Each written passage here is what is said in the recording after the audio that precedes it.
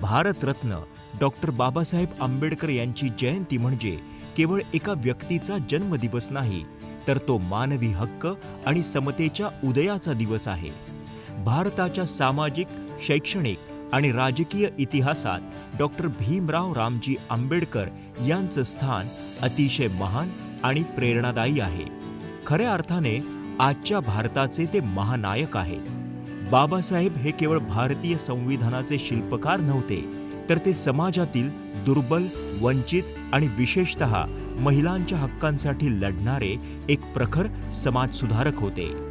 बाबासाहेबांनी समाजातील प्रत्येक शोषित घटकासाठी लढा दिला, पण स्त्री सक्षमीकरण हा त्यांच्या कार्याचा एक अत्यंत महत्त्वाचा आणि क्रांतिकारी पैलू आहे.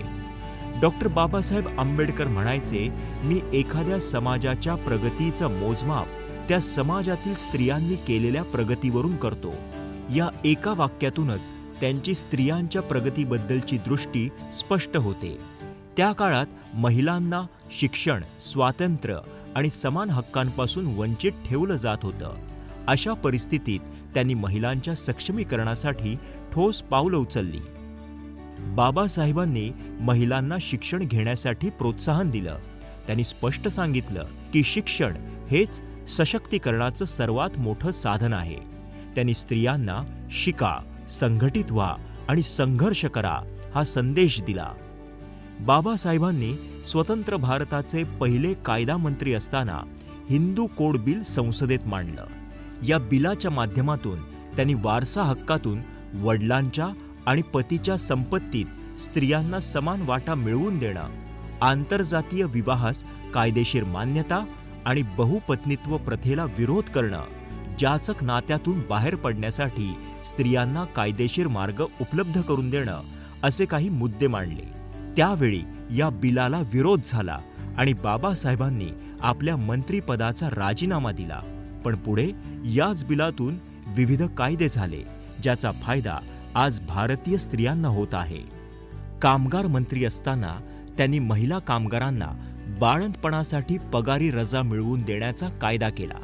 समान वेतन लागू केले. महिलांच्या कामाचे तास निश्चित करून त्यांना कामाच्या ठिकाणी सुरक्षितता मिळावी म्हणून प्रयत्न केले.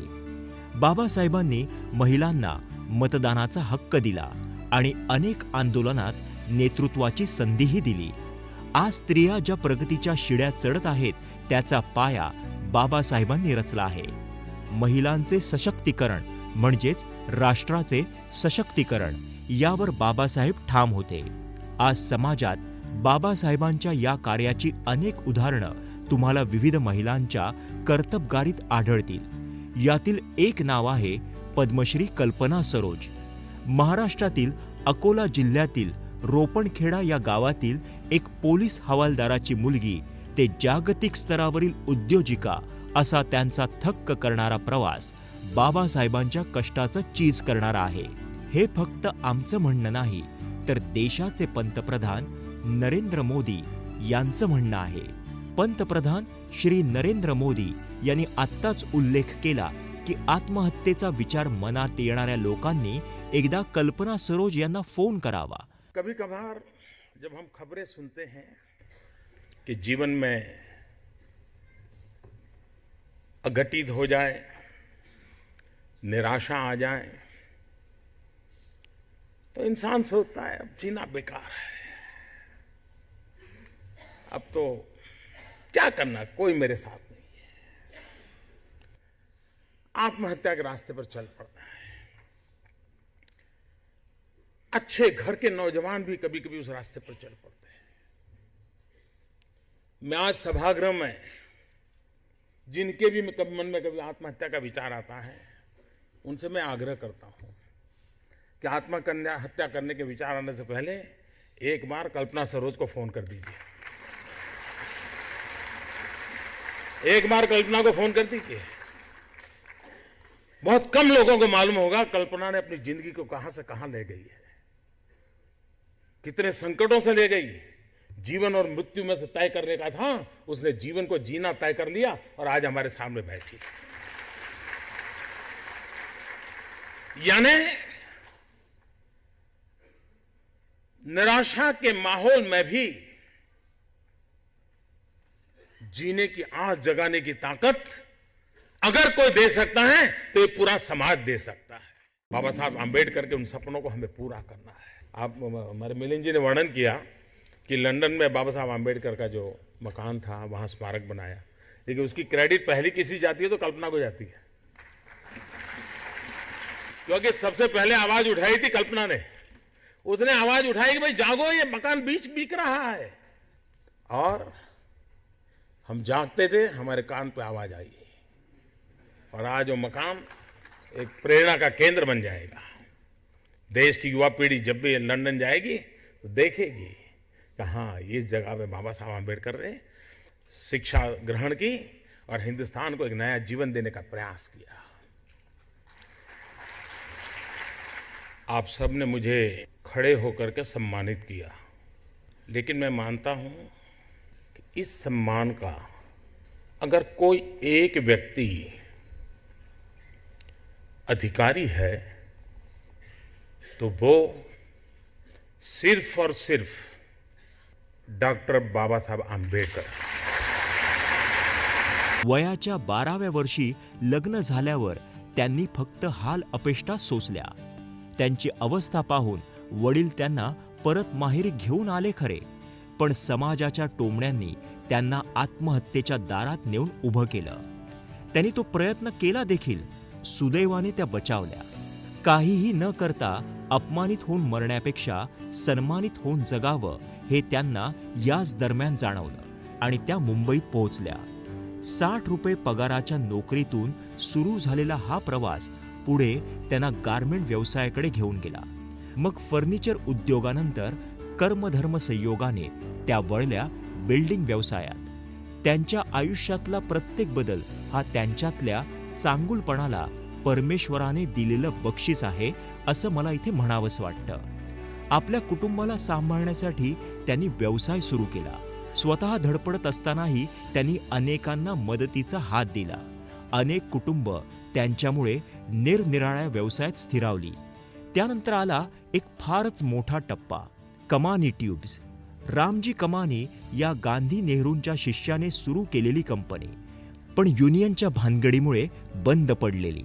17 वर्ष बंद पडलेल्या 116 कोटींचं कर्ज आणि 140 लीगल केसेस असलेल्या कंपनीच्या कामगारांनी कल्पना सरोज यांच्याकडे धाव घेतली। त्या कामगारांच्या उद्ध्वस्त आयुष्याला दिशा देण्यासाठी त्यांनी या कंपनीची धुरा आपल्या हातात घेतली। 10वीची परीक्षा न देता आलेल्या एका स्त्रीने आयुष्यातील ही मोठी परीक्षा धीराने निभावली।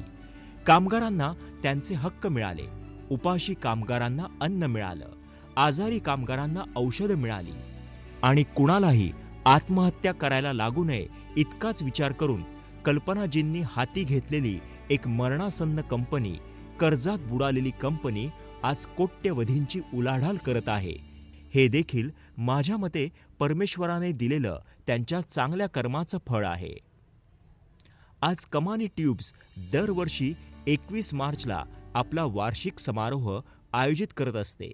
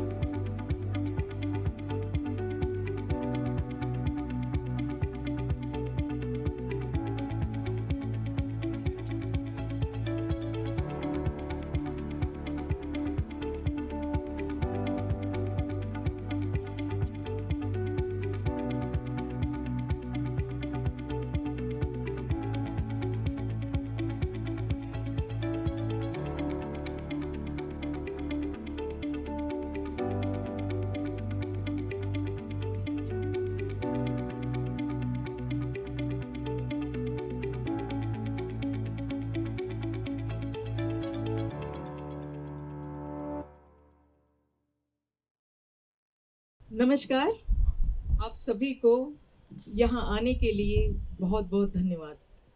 आज ये जो 21 मार्च है, 21 मार्च 2006, ये मेरे लिए जीवन का बहुत बड़ा दिन है, क्योंकि इसी दिन कोर्ट ने मुझे लीगली इस कंपनी की मालिक बनाया था। कोर्ट की ये शर्त है कि सबसे पहले तुम्हें फैक्ट्री चालू करना है और वर्कर के हाथों को काम देना है। तो अगर अगर मेरे पास जगह ही नहीं होगी तो मैं फैक्ट्री लगाऊंगी कहाँ पर? तो शुक्र है कि मेरे पास में जगह थी वाड़ा में, वाड़ा से पहले नारे गांव में, और फिर मैं कुरला से फैक्ट्री वहाँ लेकर गई। फैक्ट्री क्या लेकर गई, उसके अंदर कोई पार्ट नहीं था, मशीन के अंदर सारे चोरी हो चुके थे, इतनी बुरी हालत थी उसके ऊपर। और कंपनी के पास में और कुछ भी नहीं था। ये 2 बिल्डिंगें थी, 4 एकड़ की लैंड ये कुरला में थी और 4 एकड़ अपना बैंगलोर में थी। बस इसके सिवा कुछ नहीं। और उसके ऊपर कर्जा कितना है, तो 116 करोड़ का कर्जा है, 140 लिटिगेशन के केसेस है और 2 बड़ी यूनियन है, और यूनियन के साथ में हम फाइट भी कर रहे हैं। कौन से? वो दूसरी वाली यूनियन के साथ में। और आखिर में हम लोगों ने 2009 में फैक्ट्री शुरू की, और 2011 में कोर्ट ने हमसे कहा था कि 2011 में ये सारी चीज़ों से आपको बाहर निकलना है, तभी ये कंपनी आपकी होगी। मतलब हमने भले दी है, लेकिन अगर ये सारी चीज़ें नहीं होगी तो कंपनी फिर से कोर्ट वापस ले लेगा।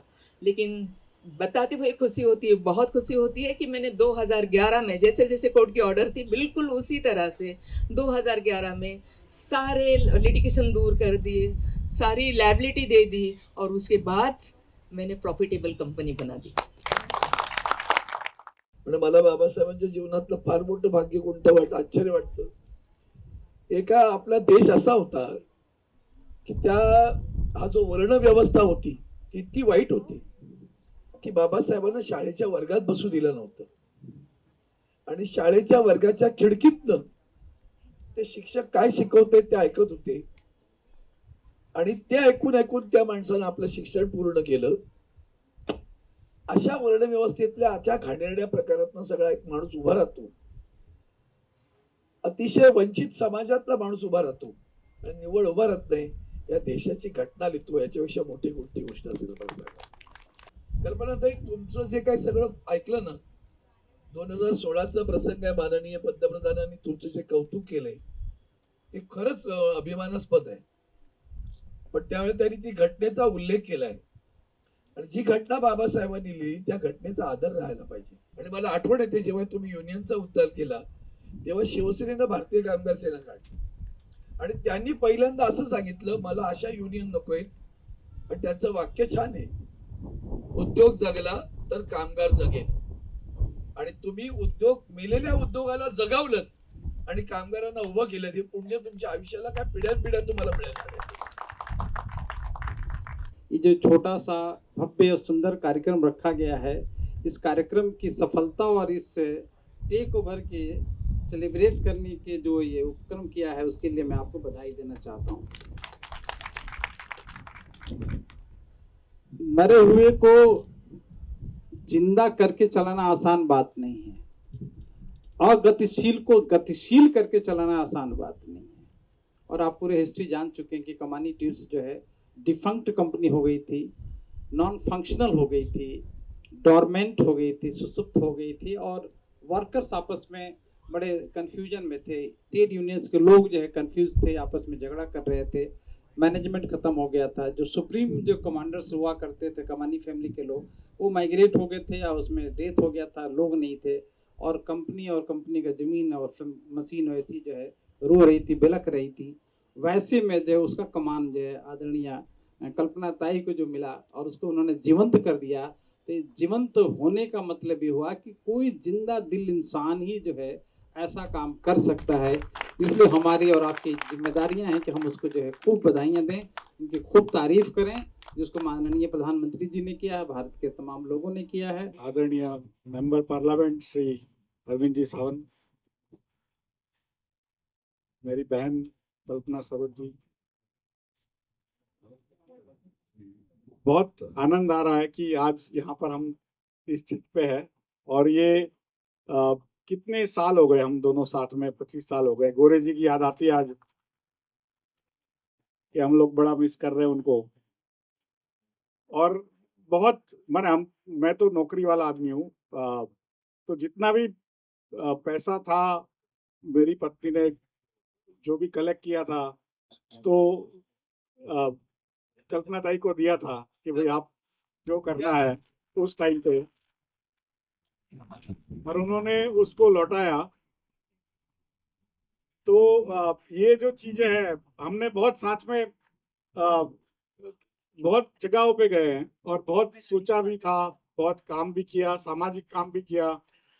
एक बार उन्होंने कहा कि बाबा साहब की 125वीं जयंती आ रही है, आप हम अभी हमको यूएन में उनका पुतला लगाना है बाबा साहब का, लेकिन पैसे नहीं है।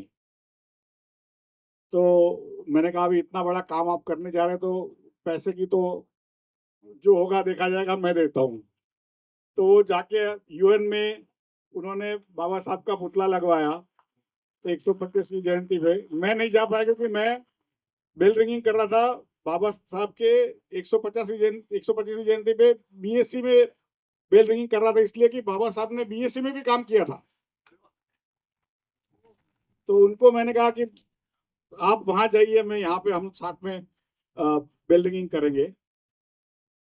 एक बार जो आदरणीय प्रधानमंत्री जी ने जो कहा, जो लंदन में बाबा साहब के घर की बात हुई, तो उसको बहन जी ने उसका आवाज तो उठाया और महाराष्ट्र सरकार ने उसको अपने कब्जे में लिया पैसा दे करके। और उसके बाद उसका जब उद्घाटन होना था तो बहन जी का फोन आया कि हम चलेंगे। तो हम लोग पहुंचे वहां पर, कोई निमंत्रण नहीं, और बारिश, बहुत बारिश, ठंडी, और उनकी तबीयत नासाज। वो बोले मुझे जाना ही है, वहां पर मैं बैठूंगी सामने। तो मैं छतरी लेके पीछे खड़ा था। तो ये सब जो जब भी चीजें याद आती है कि ये जो व्यक्ति है कहाँ से आई है, कहाँ गई है, माने ये जो प्रभु कृपा कहते हैं उसके बगैर पॉसिबल नहीं है। लेकिन उसकी खुद की जो मानसिक क्षमता है वो 1000 व्यक्ति से ज्यादा, 1000 जो आदमी से ज्यादा ये नारी की शक्ति, ऐसी ये नारी है।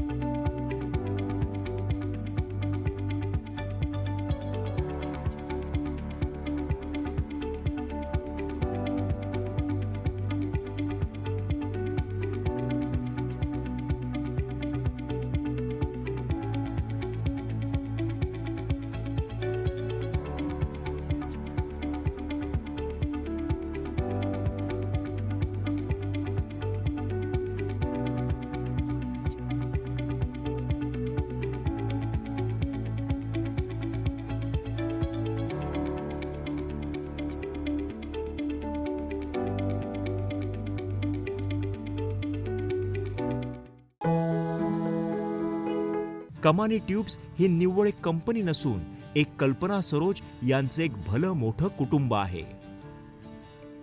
भारत सरकारने कल्पनाजींच्या कार्याची दखल घेऊन त्यांना अनेक पुरस्काराने सन्मानित केलं आहे. व्यापार आणि उद्योग क्षेत्रातील त्यांच्या योगदानाबद्दल त्यांना 2013ला पद्मश्री हा सर्वोच्च नागरी पुरस्कार देण्यात आला. त्यांची नियुक्ती केंद्र सरकारने भारतीय महिला बँकच्या संचालक मंडळावरही केली होती. IIM बँगलोरच्या गव्हर्निंग बॉडीच्या त्या सदस्य आहेत. देशी विदेशी पुरस्कारांनी त्या अनेकदा सन्मानित झाल्या आहेत. कल्पना सरोज फाउंडेशनच्या संस्थापिका म्हणून त्या सामाजिक कार्यातही अग्रेसर आहेत. गरीब मुलांचं शिक्षण, महिला रोजगार आणि दलित बांधवांच्या उत्थानासाठी त्या विविध संस्थांच्या माध्यमातून काम करत असतात. कल्पना सरोज या भारतातील सर्वात प्रेरणादायी उद्योजिकांपैकी एक मानल्या जातात. अत्यंत प्रतिकूल परिस्थितीतून उभं राहत त्यांनी स्वतःचं वेगळं स्थान निर्माण केलं आहे. आजच्या आधुनिक युगात महिला प्रत्येक क्षेत्रात भरारी घेत आहेत.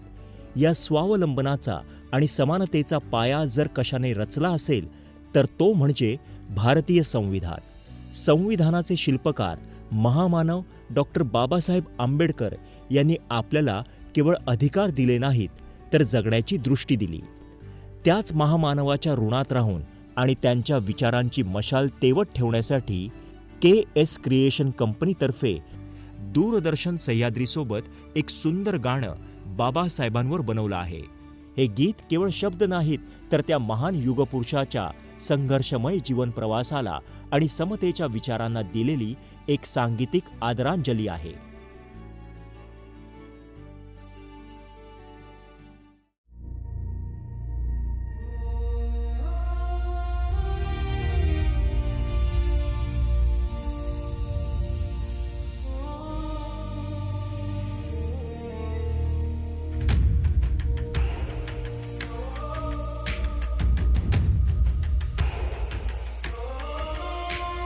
सबको बराबर जिसने बनाया, आज हम उसको भूले रे.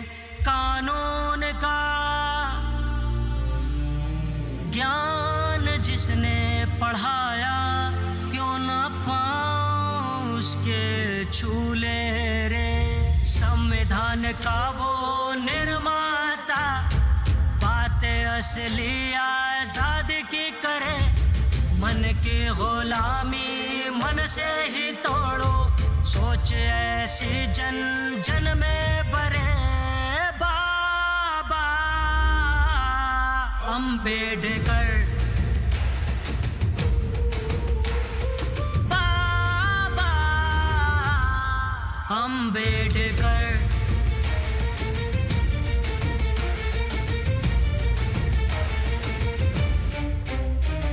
अलग थलग हो तो कोई भी तोड़े, टूटेंगे ना एक साथ मिलकर. भूत गरीबी का सरपट है भागे, शिक्षा का मूल मंत्र सुनकर. पत्थर को तोड़ा था मिट्टी से जिसने, रोशन की राहें स्वयं जलकर. किताबों से काटे जो बेड़ियां, ऐसा था भीमराव अंबेडकर. बाबा अंबेडकर, बाबा अंबेडकर. सबको बराबर जिसने बनाया, आज हम उसको भूले रे. कानून का ज्ञान जिसने पढ़ाया, क्यों न पाऊं उसके छूले रे. संविधान का वो निर्माता बातें असली आजादी की करे. मन के गुलाम से ही तोड़ो, सोच ऐसी जन जन में भरे बाबा। हम बेड